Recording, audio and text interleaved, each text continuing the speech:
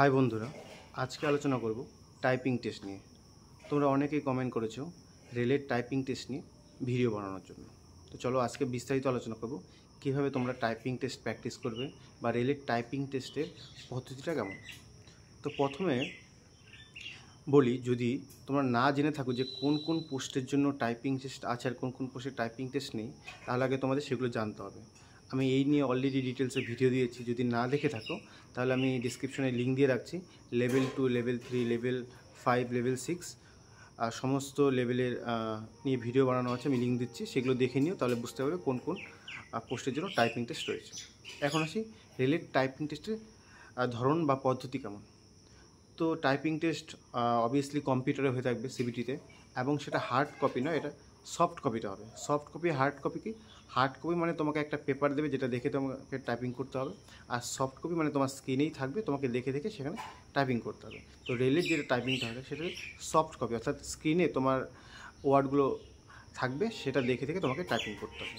এবং এই টাইপিংয়ের স্পিড কত? টাইপিংয়ের স্পিড হচ্ছে 30 ওয়ার্ড পার মিনিট, অর্থাৎ 1 মিনিটে তোমাকে 30টা ওয়ার্ড টাইপ করতে হবে। এবং এখানে ওয়ার্ড কাউন্ট হয় কীভাবে? 5 stroke is equal to 1 word. 5 stroke অর্থাৎ ধরো একটা ওয়ার্ড যেরকম ইন্ডিয়া, INDIA, এখানে কতগুলো স্ট্রোক রয়েছে, মানে কতগুলো লেটার রয়েছে? 5টা। তো এই 5টাকে মিলে একটা কাউন্ট করা হবে। ধরো সাপোজ রেলওয়ে, এই ওয়ার্ডটায় 7টা লেটার রয়েছে। ধরো রেলওয়ে ক্যান, একটা সেন্টেন্স বললাম, রেলওয়ে ক্যান, রেলওয়েতে রয়েছে 7টা, ক্যানে রয়েছে CN ক্যান 3টে। তাহলে এই রেলওয়ে এবং ক্যান দুটোকে মিলিয়ে টোটাল ওয়ার্ড হচ্ছে বা লেটার হচ্ছে 10টা। এই 10টা লেটারকে দুটো ওয়ার্ড মানা হবে, অর্থাৎ 5টা স্ট্রোক বা লেটারকে মিলে একটা ওয়ার্ড কাউন্ট করা হয়।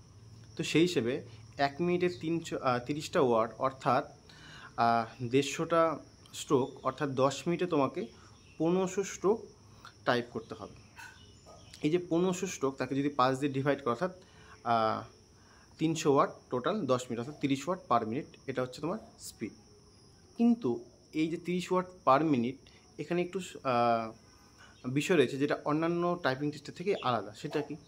দেখো, এসএসসির পরীক্ষা যারা দিয়েছো বা টাইপিং দিয়েছো তারা জানবে, এসএসসিতে টাইপিং থাকে 35 ওয়াট পার মিনিট, মানে রেলের থেকেও এসএসসিতে টাইপিং স্পিড বেশি প্রয়োজন, 35। কিন্তু তবুও রেলের টাইপিং এসএসসির থেকে কঠিন। কেন কঠিন বলছি।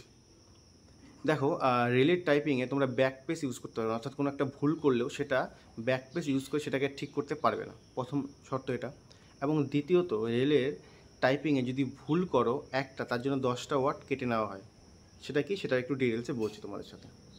ধরো কেউ 10 মিনিটে 1600 স্ট্রোক টাইপ করলে, 1600 স্ট্রোকে যদি 5 দিয়ে ডিভাইড করো, অর্থাৎ 320টা ওয়ার্ড তুমি টাইপ করলে, তোমার প্রয়োজন কত? 300 ওয়ার্ড। তারপরে তুমি 300 বেশি করেছো, 320 ওয়ার্ড। কিন্তু দেখা গেল টাইপিং করার সময় তো কিছু না কিছু ভুল হবে। এখানে বলা আছে যে 5% ভুল করলে সেটাকে ইগনোর করা হবে, অর্থাৎ 5% তোমাকে মাফ করে দেওয়া হচ্ছে ভুল। 320টা তুমি টাইপ করলে, কিন্তু টাইপ করতে গিয়ে 20টা ওয়ার্ড তুমি ভুল করেছো। তোমার 320-র 5% মানে কত?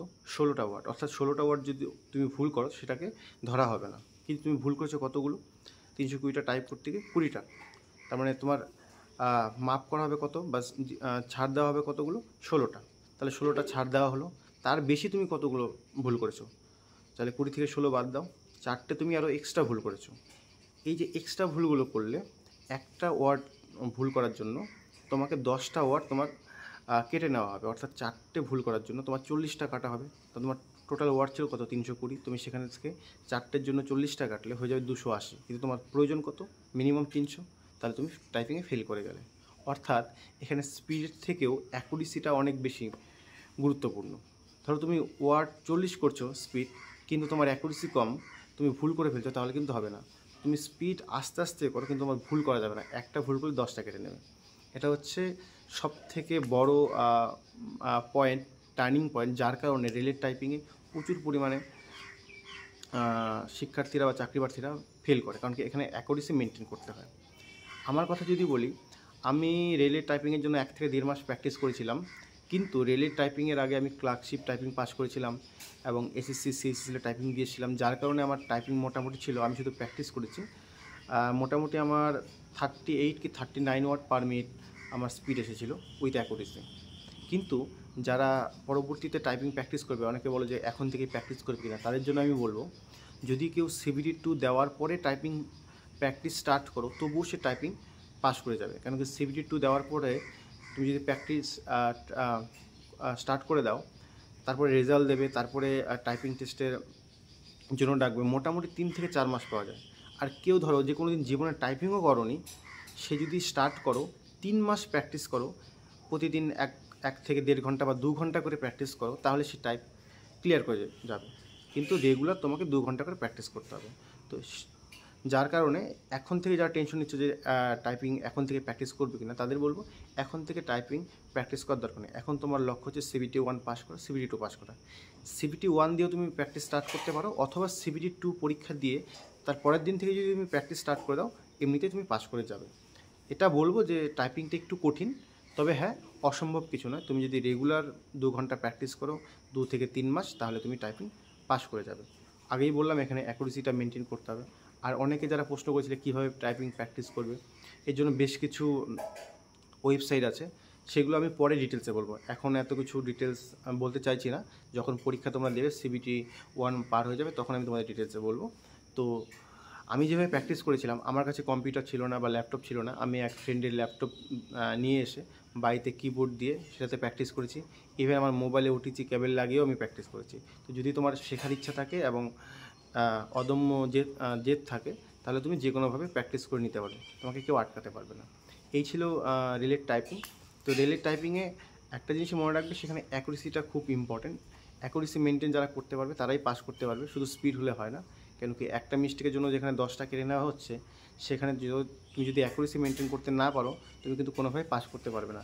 যার কারণে এই টাইপিংয়ে দেখা যায় 50 থেকে 60% ছাত্রছাত্রীরা ফেল করে। তো তবে এটা নিয়ে ভয় পাওয়ার কিছু নেই, আমিও নতুন ছিলাম, আমিও কিছু পারতাম না।